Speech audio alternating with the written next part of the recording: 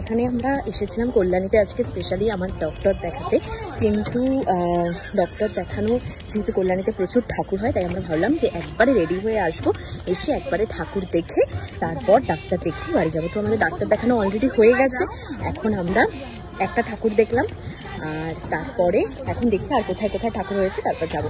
মানে একবারে রথ দেখা কলা বেচা দুটো একসাথে। তো হ্যালো বন্ধুরা, তোমরা তো দেখতেই পেলে আমি দ্বিতীয়ার দিন কল্যাণীতে ঠাকুর দেখতে গিয়েছিলাম।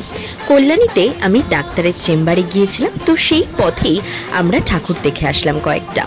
আগে থেকেই বাড়িতে প্ল্যানিং করে গিয়েছিলাম, কারণ দ্বিতীয়ার দিন আমাদের সকালে ঠাকুর দেখতে যাওয়ার প্ল্যান ছিল, কিন্তু সেই প্ল্যানটা একটা কারণবশত ক্যান্সেল হওয়ায় আমরা ঠিক করলাম যে বিকালে ডাক্তার দেখিয়ে তারপরে কল্যাণীর কয়েকটা ঠাকুর আমরা দেখে আসবো।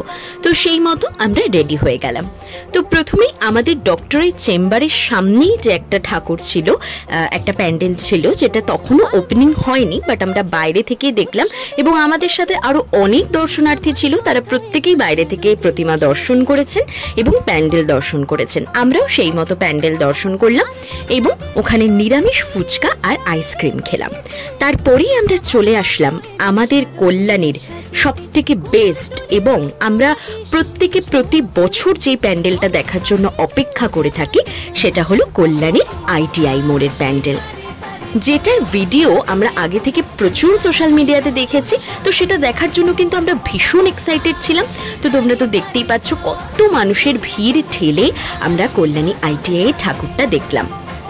প্রতিমা যেমন সুন্দর হয়েছিল তেমনই প্যান্ডেলের কারুকার্য, লাইটিং ভীষণ সুন্দর হয়েছিল। আমাদের কিন্তু ওভারঅল সবটা ভালো লেগেছে। আমরা যেহেতু 4 হুইলারে গিয়েছিলাম, তো আমাদের গাড়িটা কিন্তু পার্কিং জোনে পার্কিং করা ছিল, যেটা প্যান্ডেলের থেকে অনেকটাই দূরে, তাই আমাদের বেশ অনেকটা পথ পায়ে হেঁটে যেতে হয়েছে মণ্ডপ পর্যন্ত, যার কারণে গাড়িতেই বসা ছিল, আমি মাসি আর বোন গিয়েছিলাম।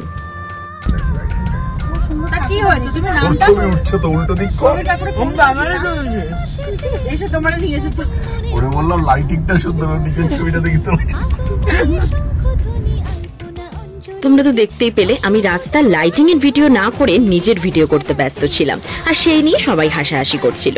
তো যাই হোক, আমরা আবার ভিড় ঠেলে এবার চলে এসেছি রথতলা মোড়ে ঠাকুর দেখতে।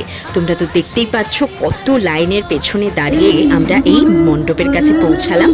আর এখানে আমাদের সব থেকে বড় পরিপাওনা যেটা ছিল, আমরা ফেমাস সিঙ্গার মৌসুম মুখার্জিকে দেখতে পেলাম, সাথে তার গানও শুনতে পেলাম। তো সেই গান শুনতে শুনতে আমরা ধীরে ধীরে মণ্ডপের ভেতরে প্রবেশ করলাম। প্যান্ডেলের বাইরের কারুকার্য যেরকম সুন্দর ছিল, সেরকম ভিতরটাও সুন্দর ছিল।